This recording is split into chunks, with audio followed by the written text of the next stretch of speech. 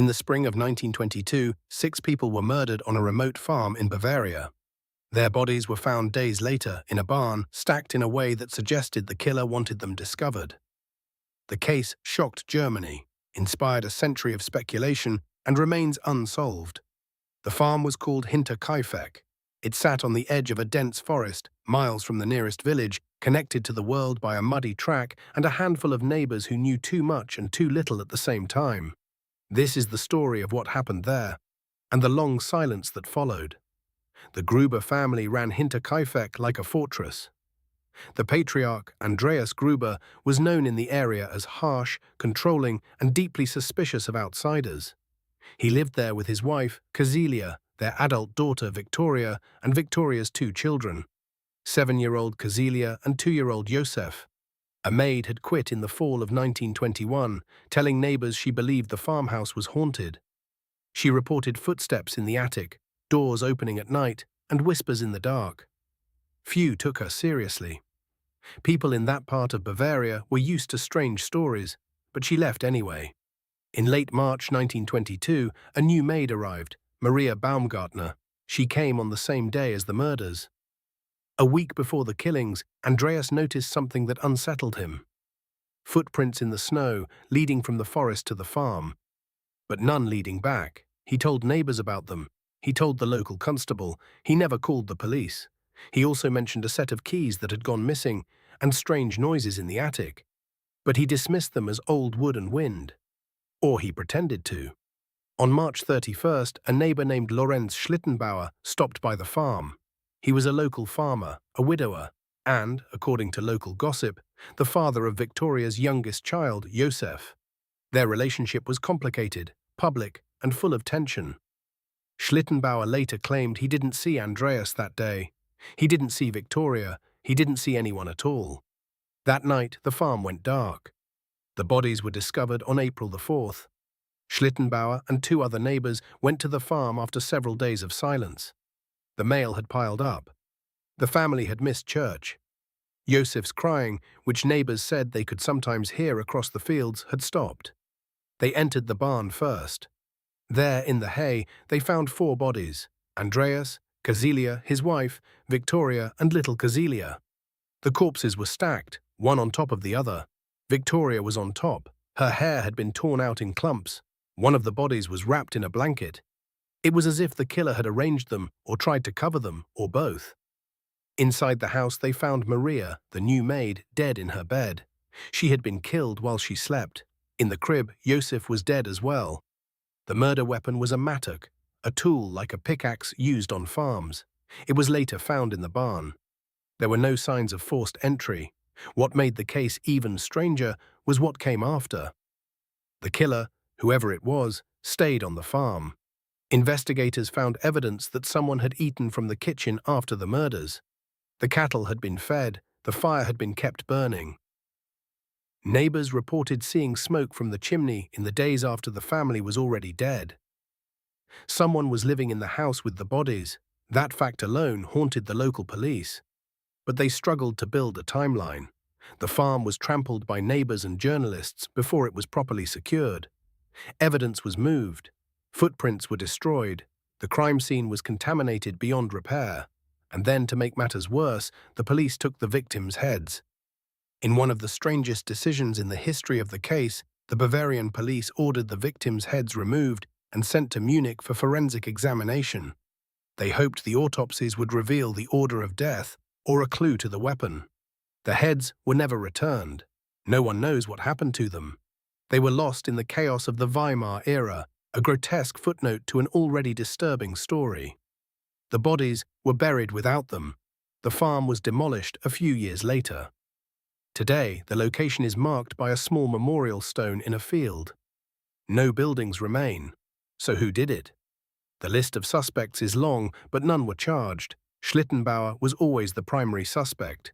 He had a history with Victoria. He was one of the first to find the bodies, and his behavior that day was strange.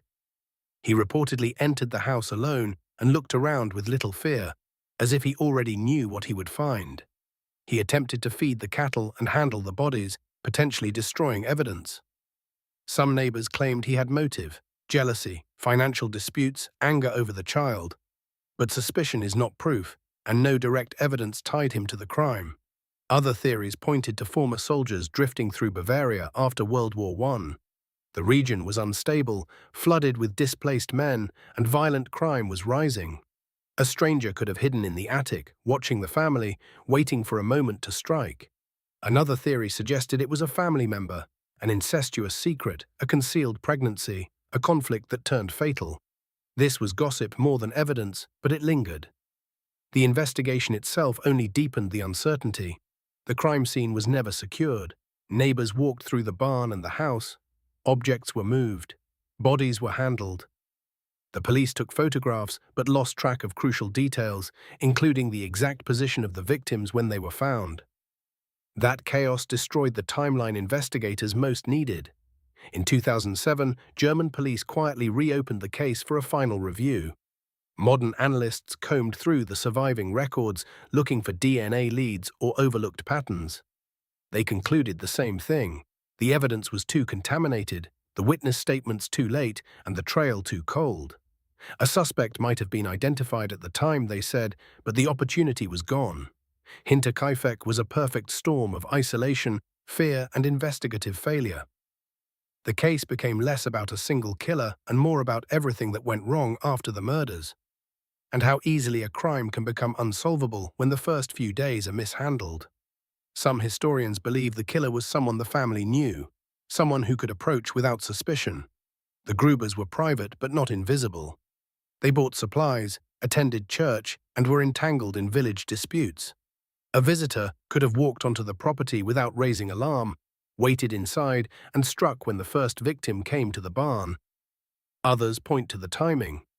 The new maid arrived on the day of the murders. Was the killer already waiting, or did her arrival trigger something? The idea that the murderer stayed in the house afterward, eating, feeding animals, tending the fire, suggests planning, not panic. It suggests someone who was comfortable there, or someone who wanted the town to believe they were. The case also sits in a wider context. Post-war Germany was desperate and unstable. Theft and violence were common. Yet nothing was stolen from the farm. The motive wasn't robbery, it wasn't revenge in the obvious sense either. What remains is a pattern of control, luring victims one by one into the barn, silencing them, then stepping into the house to finish the job. The most chilling theory is the simplest one. Someone was already in the house. The missing keys. The footsteps in the attic. The maid who fled because she believed the place was haunted. These details sound like folklore, but they align. They suggest an intruder who had been living in the attic or barn for days or weeks, watching the family, waiting. If that's true, Hinterkaifeck wasn't just a murder. It was a slow invasion. A secret occupation of a home carried out in silence under the same roof as its victims. What makes this case so enduring isn't just the brutality, it's the isolation. The farm sat alone at the edge of the forest. The nearest neighbors were far enough away that screams might not carry. The roads were muddy, the nights were long, and the community was small and suspicious. In a place like that, silence is natural. It hides you, it protects you. And for 5 days, silence hid the murders of 6 people. In the decades since, Hinterkaifeck has become a case study in how isolation magnifies fear. It has been retold in books, podcasts, and investigations, each one chasing a different suspect, each one ending at the same wall of missing evidence. Locals still debate the case in quiet tones, as if speaking too loudly might wake something that never truly left. Somewhere in that silence is a person who knew exactly where the family slept, which door would stick, which floorboards would creak. The case lingers because it feels intimate, not a random attack, but a killing carried out by someone who understood the farm. No one knows who killed them. No one ever will. The witnesses are gone. The evidence is gone. The only things left are the details, the footprints in the snow, the missing keys, the final meal someone ate in a kitchen where the owners were already dead.